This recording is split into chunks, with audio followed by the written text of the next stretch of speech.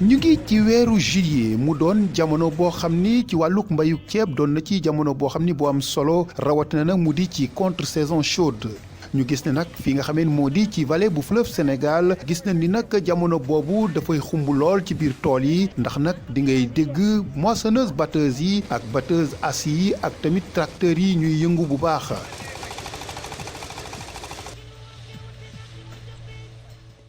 ci nag dëkkaan bi nga xamee ni moo di Bow moom nga xamee ni dafa nekk ci commune bu Wuro Sidi nekk nag ci digganteem ak Matam lu tolloog fanweeri kilomètre ñi nag nga xamee ni ñoo di baykat yi ñoom dañuy yëngu gu am solo ngir rek mën a jublu ci li nga xamee ni rek moom moo jëm ci wàllug récolte yi nga xamee ni moom la ñu war a amal ci campagne bi nga xamee ni dooroon na ci weeru mars bi nga xamee ni moom la ñu génn. 17 mars la ñu def mise en eau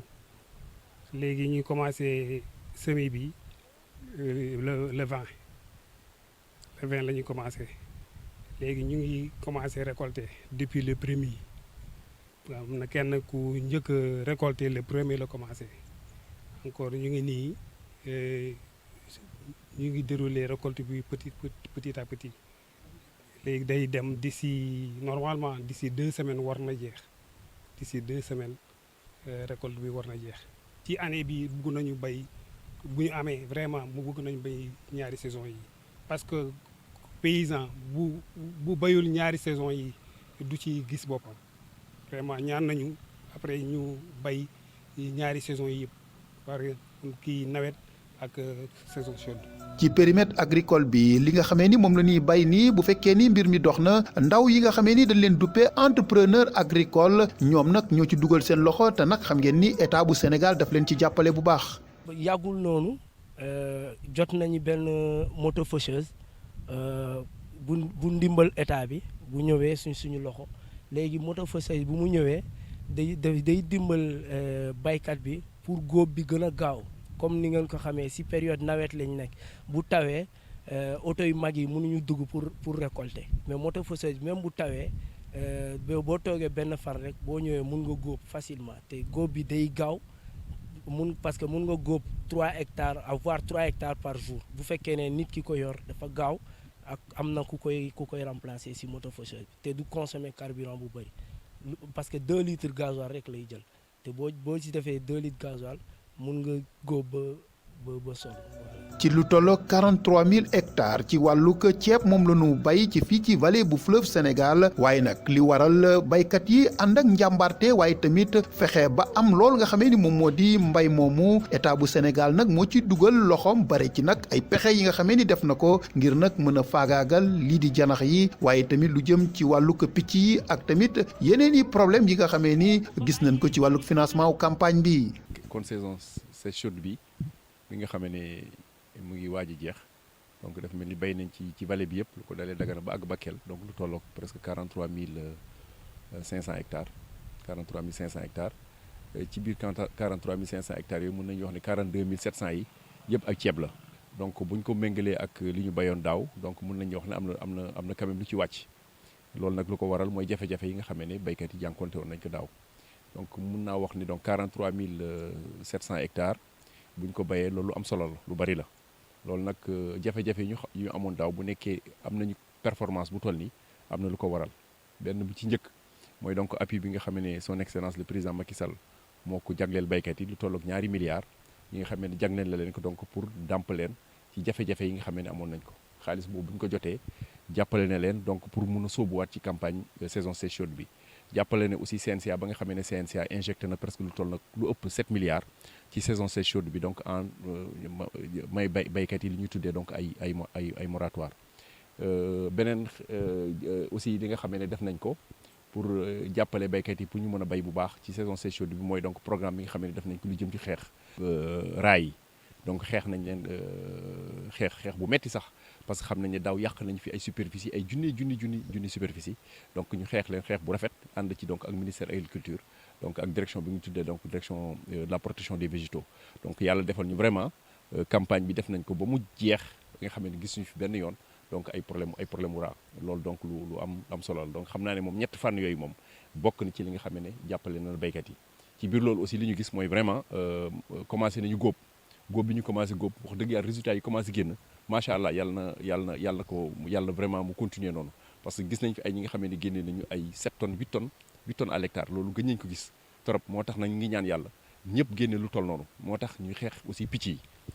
bu baax a baax yàlla def na ne CACL donc lëkkaloo nañu ak moom donc am seen i avion commencé woon nañu traité démb sax def nañu réunion évaluation ci biir traitement yooyu am nay jafe-jafe yi ci am donc am beneen stratégie bi nga xam ne tëgg nañ ko donc ak baykat yi pour xool donc nan la ñu mën a xeexee donc picc yi bu baax a baax ci biir loolu nag ci ndigalu ministère agriculture SAED dana génne ay moyens yu am solo pour donc jënd produit utiliser drones yi louer ay drones donc ñu mun def donc des traitements chirurgicaux nga xam ne donc fii picc yi nekk foofu lañ leen di fekk faagaagal leen donc pour mun vraiment préserver récolte bi. ci wàllu campagne contre saison chaude bu 2021 union bu Déby Tiguet nga xamee ni dañ fi bay 1000 hectares ci wàllu contre saison bu nekk mu jëm ci wàllu hivernal ak chaude gis nañ ni nag foofu moom boo fa ñëwee da ngay yéemu ci li nga xamee ni rek moom moo di njàmbaarte baykat yooyu nga xamee ni ñoom ñu njëkk ci respecté calendrier cultural ñoom dañ koy def waaye tamit lu jëm tamit ci wàllu fay ay bor crédit agricole ñoom doon nañ ci ñoo xam ne ñu ci am ay ndam yu am solo rawatina nag li nga xamee ni moom moo di bayuk ñaari yoon yi ñoom dañ koy respecté bu baax. léegi campagne bi mooy campagne contre saison daal di boucler quoi ndaxte fi mu toll nii gis ngeen machine ngóob bi ñu ngi fi daanaka dajeeg machine tracteur yi ci biir terrain bi bii ma ngi jeex macha allah bii ñoo ngi koy waaj a tàmbali mooy offset bi. yàlla nag ci kàttanam dogal na casier bi comme ni nga ko xamee union Déby Tiguet ma ngi cultiver 984 hectares virgule 2 mu composé 9 sections villageoises yi ko seq ci ñaari dëkk yi muy Déby et Tiguet yàlla dogal na nag fi mu toll nii noo ngi ci phase remboursement crédit LBA fi mu toll nii macha allah section yëpp fay nañ seen bor wax dëgg yàlla à 100% yàlla sama borom dogal na rendement bi baax na lool parcelle bu ci nekk hectare bu ci nekk génne na 100% fay nañ suñu crédit. yéen ngay gis lii ci nit ci gannaaw tabaarkalla xam ngeen ne du ñaari dëkk population yi rek ndax fu ne tabaarkalla nit jóge na fa ñëw pour daan ci dooleem ànd ak ñun ci wàllu liggéey bi yàlla dogal na nag comme ni ko président de la république son excellence monsieur Macky Sall santaane ñu ko ciy gërëm di ko ci remercier muy lan l'autosuffisance en riz di ci gërëm monsieur le ministre de l' agriculture muy monsieur Balde di ci gërëm directeur général Aboubacarine Sow mi nga xamante ni yàlla dogal na tey moo jiite SAED di ci gërëmet encore directrice madame Ndoye mi nga xamante ni yàlla dogal na tey ñëwoon na seet si ñu ànd ak ci ñun liggéey baa ngi nii lii mooy Sénégal kenn ku ci nekk ci ñun daal bu defee la ko war franchement réew mi dana mën dem ca kanam ñun Déby Tiguet li nga xamante ni moo doon suñu wareef mooy lebi woon nañu bor ca banque bi def nañu ko ci tool yi jeex na ñoo ngi nii di préparé waat campagne incha allahu taala. Déby Tiguet histoire bu rëy la parce que Déby Tiguet casier bu toll ak 1000 hectares la. mi nga xam ne avec la coopération japonaise lañ ko aménagé woon yàgg na ëpp na léegi ñaar fukki at wax dëgg yàlla Déby Tiguet li ñu fa gis mooy li nga xam ne moom le président Macky Sall bëgg président nee na dafa bëgg souveraineté alimentaire donc nañuy bay lu doy li nga xam ne Sénégal lu muy lekk yëpp ndax ñu mën ko bay bu boobaa nag moom nee na maîtrise de l'eau lu ci am solo la bu ñu déggee nag maîtrise de l'eau mooy que ne bi nga xam ne di nga mën a bay 12 mois sur 12 Déby nag yàlla def na ne 12 at bi yëpp dañ koy bay bu ñu bayee hivernage ba hivernage bi jeex saison sèche chaude bi dañ koy dugal mosuñu toog bay ñu seen 1000 hectares yi ñaari yoon ñoom nag rek ñoom ñoo ko fiy def ci li ñu gis ci biir vallée du fleuve Sénégal moo tax ñu nekk royuwaay alors loolu nag lu rafet la ba pare di ci génne ay résultats yu rafet a rafet double culture avec des rendements records ba pare en même temps di rembourser CNCA comme ni mu waree saison sèche chaude bi nga xam ne pare nañ ko ñoom récolté nañ ba pare ba fi mu nekk ñu ngi bay pour dugg ci hivernage bi remboursé nañu presque à 90% loolu guddeel la kenn mosu ko gis moo tax ma ne ay roy waay moo tax Déby daal dañ ko war a jël mu jàngal nit ñi ñoom nan la ñuy def ba mun def liggéey bu rafet bi ñuy def ci biir vallée bi yaakaar naa ne bu ñëpp defoon nii ci aménagement public yi foog naa ne autosuffisance bi passé nañ ko yàgg na moo tax nag ma ci profito wax dëgg yàlla di leen ñaanal di jaajëfal bu baax di féliciter vraiment Cheikh Kane le président union prise féliciter aussi section villageoise yëpp féliciter baykat yi nekk Déby. casier la boo xam ni bu am solo lool ci njàmbaaram ba tax na sax ñii di banque bi rafetlu nañu bu baax liggéey bi nga xamee ni ñoom ñu ngi koy am ak ñoom seq ko ci fii ci vallée bi. depuis plus de 5 ans Déby boo xoolee ci vallée du fleuve Sénégal nga jël Bakel ba Saint-Louis aujourd'hui c'est le seul casier depuis plus de 5 ans qui enchaîne les deux campagnes contre saison chaude ak hivernage. Pour presque 1000 hectares au niveau de l'hivernage, mais également 1000 hectares au niveau de la contre-saison chaude. Donc ñoom presque casier bépp la ñuy exploité plus maintenant les privés qui gravitent aux alentours du casier boo xoolee ñun suñu chiffre rek boo xoolee ñaari campagne bu nekk c'est presque 500 millions donc c'est 1 milliard de francs CFA que nous injectons au niveau du casier mais chaque année aussi le constat et ce qui est heureux mooy c'est des taux de remboursement qui avoisinent les 100%. Donc depuis plus de 5 ans gis nañ ne débit ticket chaque année ñoom dañuy rembourser à temps moo tax li nga wax léegi au moment où ñu ngi récolter ñoom seen secret mooy ils n'attendent pas duñ toog di xaar buñ récolter rek am na ay agroindustriels yoo xamante ne effectivement mooy ñu naan les riziers ñoom la ñuy agréé ñoom dañuy jël tout le stock envoyé ko au niveau du rizier parce que nous avons ce qu'on appelle un système de contractualisation entre le producteur et l'agroindustriel bu demee rek nous on constate que effectivement ils ont remboursé et très rapidement dañu mën a enchaîner ci beneen campagne donc au moment où yeneen producteurs yi des fois dañuy toog di spéculer di xaar prix bu gën a kawe loolu déjà des fois da leen di tardel sur le remboursement ñoom duñ xaar très rapidement buñ paree rek gis nga moo tax li nga wax léegi ils ont commencé à récolter et au même moment ñoo ngi offseté c'est-à-dire ñoo ngi def les travaux champêtres pour mën a enchaîner la campagne hivernale donc au moment où ñeneen ñi am ay difficultés ci hivernage bi depuis maintenant 10 ans si tu veux débuté ngeen ñoom ils n'ont pas ce problème moo tax hivernage bi man en tant que banquier su may xaw a réticent pour financer yeneen casiers yi début man dama leen encourager pour ñu dem hivernage parce que j'ai vu que ils ont compris ils ont compris la leçon et je pense que aujourd'hui même yeneen casiers yëpp début wala nee na servir d'exemple. dañuy dellu ci Cheikh Kane ngir nag mën a comprendre ban pexe la ñi nga xamee ni ñoom ñoo di waa union bu débit ticket di amal ci wàlluk mbay ba am ci yi ndam. mbaykat laa du ma fonctionnaire awma leen lu mbay samay doom seen njàng samay pàcc seen pàcc ci man lañu ko yaakaar da nga war a def li nga war a def ci jamono bi nga xamante ni si moom nga ko war a def toujours moom laa gëm baykat warul toog di xaar njëg baykat rendement moo lay mën a génne tey ci jafe-jafe yi nga xamante ni am na tey ci adduna bi te jógewul ci état jógewul ci leneen yàlla moo indi ay mbiram Covid 19 a nga fi leneen ak yeneen a nga fi tey fi tey lan loonu war mooy ñafe dugg ci biir tool yi liggéey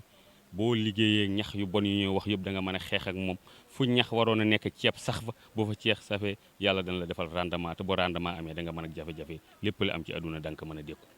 man daal fi mu toll nii pour nga mën assurer ñaari campagne yi moom laay wax toujours gis nga nit bu dee jullit nga fas yéene julli tisbaar bëgg a julli tàkkusaan te benn tubay nga am da nga koy préparer à temps la ma ci jublu mooy benn casier lu nu am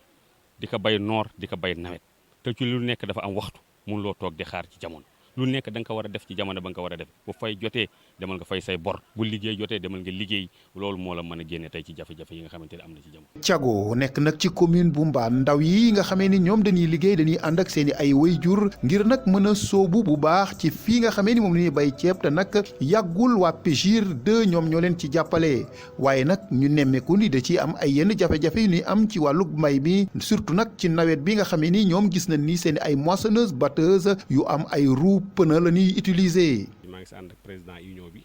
mu ngi tuddee Yamar Diop ñun ñu ñëpp mën na ne ay ndaw lañu yu ñëw fii xëy na demoon jàngi xëy na xaw a rate tuuti dellu si fii di bay muy président nu jaar si ay tànkam mu jiite union bi union Thiago nag dafa regroupé ay section regroupé na lu mat 6 sections si biir section yet dafa am ay villages yoo nga xamante si ñoom si village yooyu la section yi bokk mën na ni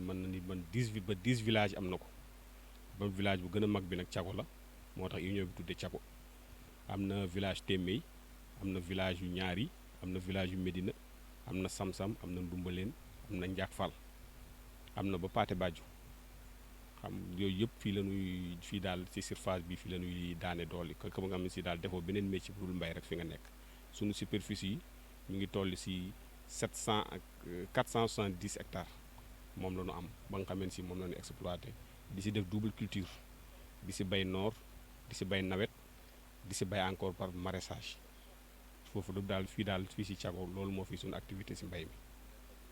di gërëm récolté bi fi mu toll nii noo ngi si presque si jeexalit mën na ni récolté nañu à 70%. tey jii da nga waroon fekk tey noo toll sax ak à 80% ndax tey préparé woon nañu machines yi si gannaaw yëpp fa la ñu waroon xëy pour àggale tool yi d'ici 2 jours mais dafa taw moo tax nga ñëw dugg ceeb bi xaw a tooy nu génn taxaw fii si kaw 30% daal mën nañu wax moo des si récolté contre saison chaude bii nu nekk mu di 2021. producteur yu waa Guédé chantier ñoom moom am nañu wërsëg ndax ñoom ay moissonneuse chenille la ñuy utiliser moom nag moom gën a mën a dugg ci biir tool yi ngir def liggéey bi nga xamee ni moom la war a def loolu nag day indi rendement bu am solo waaye tamit di mën a permettre baykat yi ñu mën a enchaîner ci campagne bu bees. am nañu 595 hectares virgule 12 300 riziculture 295 virgule 12 polyculture mais ñun fu ñu nekk ci union Guédé chantier saison yëpp la ñu béy kon saison froide saison chaude ak hivernage. union yi ñu ngi am 21 GIE am na 4 villages comparé de 2 communes la commune de Guédé chantier et la commune de Guédé village 12 ci Guédé chantier la ñu nekk 4 yi ci 8 yi ci commune Guédé village lañ nekk mu nekk ñaari commune la fii léegi ci campagne bi 162 hectares lañ def ceeb. mais lu ñu gis ci commencement bi on a eu 120 sacs à l'hectare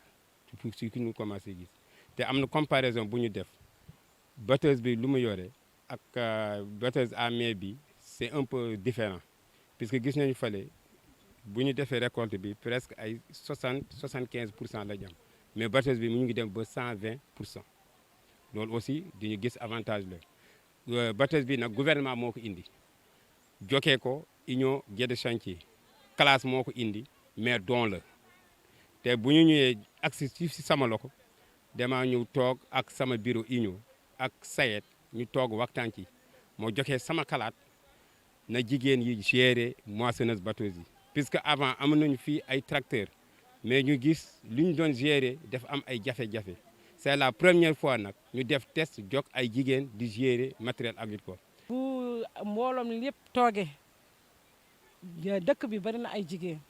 ñu tànnale yéen ñett ñu ne leen gérer leen machine bi seen loxo lañ leen teg ngeen gérer ko kon da ngay toppatoo da ngay teel a yeew nga def li nga war a def bu machine bi xëyee nga xëy bu machine bi laajee gasoil nga dem jënd sa gasoil indi teg nga toog ba pare nga jël li nga war a am nga yóbbu. wàllug mbayu campagne contre saison chaude 2021 bu nu fekkee ni dem nañu nag fi nga xamee ni moom moo di ci Ndulo Madji Dembe 5 ca Matam foofu moom ñii di producteurs yi ñoom li nga xamee ni rek bay nañ ko ci seen ay aménagement yi sayet jàppale leen doon na loo xam ni lu am solo lool waaye nag ñuy ñaax seen ay doom yi nga xamee ni ñoo nekk ca Ndakaaru ñu ñëw ngir jàppale si leen. GIE Dembe 5 mo ngannduɗaa ene renndini capanɗe 4 e njoyo neɗɗo renndi ɗum woni remooɓe ɗo. GIE Dembe 5 boo xamante ni mu ngi dajale 45 producteurs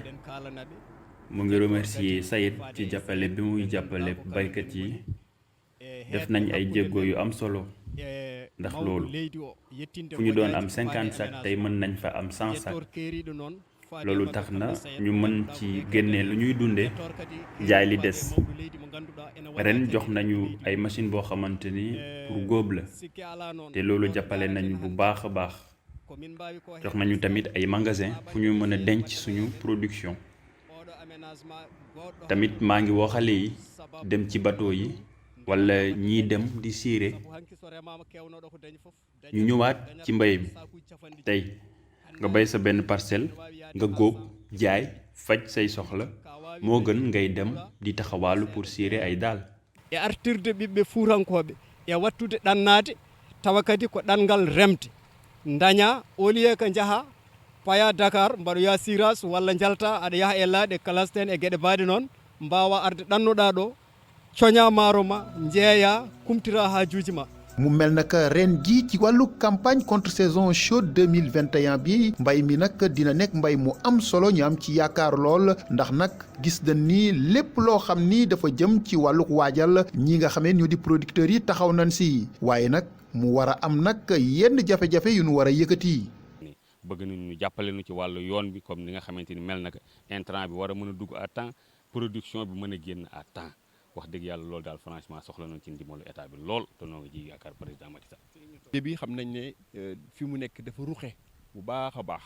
waaye yaakaar naa ne état bi le président Macky Sall jël na ci ay motukaay déjà boucle du riz dégg ngeen ko boucle du riz am na benn tëli bu war a jógee donc Ross Béthio jaar côté Mbundum ñu war ko donc defar tëli bu ñuul mu génn jee donc presque Rosso Sénégal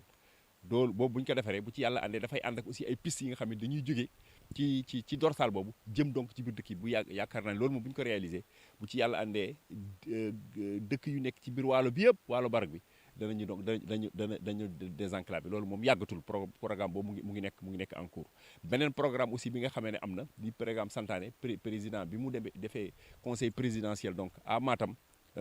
wane na ne SAED nañ ko dooleel SAED na gën a yokk donc mbay mi ci biir loolu xam nañ ne débit suuf si mu am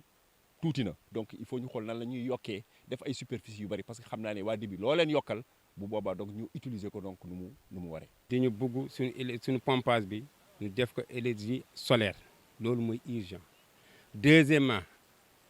cuvette bi dañ ko réhabilité en 1994 dañ bëgg SAED ñu jàppale ak gouvernement bi ñu defaat beneen aménagement pour ñu mun yokk suuf bi. mbayum ceeb ci vallée du fleuve Sénégal foog naa foofu la njëkkee bi ñuy wax gakko sax lañ ko tuddee boobu dañ doon bay ak chinois yi wala di bay sax pour yóbbul ko militaires yi nga xam ne ñoo doon xeex donc boobu ci guerre mondiale xam nga loolu yàgg na donc ñu am expérience la si mbayum ceeb ba pare Guédé Chantier dëkk bi nga xamee ne du dëkk bi nga xamee ne ay nit ñoo jógee feneen ñoo ñu indi leen foofu pour ñu bay essentiellement moo tax suuf amuñu ko lu bari fi mu nekk nii boo leen bëggee defal extension amuñu fenn fu ñu la mën a won fi nga xam ne ñoom ñoo ko moom ñu mun leen defal extension moo waral nag ñoom il faut que ñuy bay bu intense donc ci seen 300 hectares yooyu ñu am te loolu xam nañ ko ci xam nañ leen ay baykat yu baax ci lu jëm ci ceeb la ay baykat aussi tamaate lañu tamaate ku mun bay tamaate defe naa waa Guédé ñoom ñoo la ko dàq donc ñu ngi liggéey ci loolu bu baax a baax ñu ngi bay noor di bay nawet di bay aussi donc di bay tamaate ak soble alors problème bu ñu am mooy courant station de pompage bi courant bi Sénélec bi ci loolu aussi ñu ngi ciy liggéey bu baax a baax président Macky Sall jëlañ ci dogal bu am solo mooy supprimer tout ce qui est prime fixe loolu déjà dana wàññi facture courant yi ñu ngi liggéey aussi ci pour utiliser naaj bi station de pompage yu nekk ci biir vallée fleuve Sénégal yëpp dañu leen bëgg a solariser donc ñuy utiliser naaj nga xam ne bëccëg moom duñu utiliser courant Sénélec courant naaj bi la ñuy utiliser loolu yaakaar naa bu ñu tëggee programme boobu ba def ko rek foog naa ne facture yi dana wàññeeku bu baax te bu boobaa baykat yi dañu ci gis seen i bopp te loolu ñu ngi ciy liggéey. bu ñu mun a ñu defaral ñu kii bi canaux yi vraiment aussi on est preneur bëgg nañ ko bëgg ñu réflexionner ko pour xam nga ku wax vraiment tool wax canal boo paree ndox rek il faut nga wax canal pour mu àgg si tool bi bu ñu amee loolu vraiment instant yi canal moderne yi ak vraiment kii motopompe. à Bow am na aménagement bi fa nekk bi nga xam ne ñu ngi ko defoon avec agence française de développement dans les années 2000 mu ngi bay ba léegi peut-être boobu moom la ñuy wax motopompe yi xaw nañu sonn mais bu dul loolu aussi Bow actuellement ñu ngi fay aménager 400 hectares yu bees avec agence française de développement yaakaar naa ne peut-être fii ak quelques weer aménagement bu dana jeex ñu am aussi 400 hectares yi nga xam ne dafay dooleeku ci ñoom. bon bu dul loolu président Macky Sall bi mu defee conseil présidentiel ba def aussi conseil des ministres bi mu def décentralisé donc au niveau de Matam wax na ne ñu tëggal Matam programme spécial boobu ci lan la jëm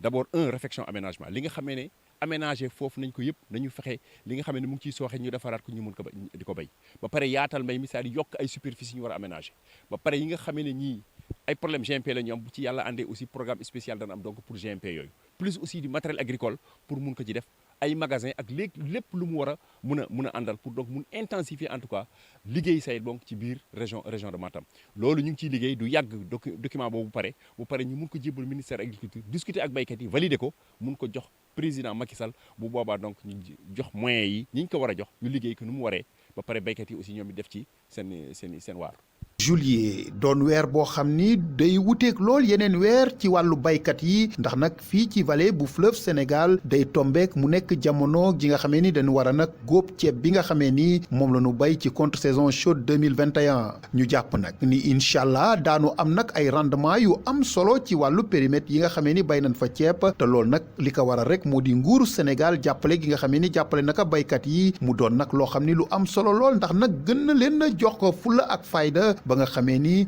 soobu nañu ci double culture bi nga xamee ni lañ ci am ci ay résultats jàpp nañ ci ni dina battre record yi nga xamee ni moom la ñu mosula am ci vallée bu fleuve Sénégal.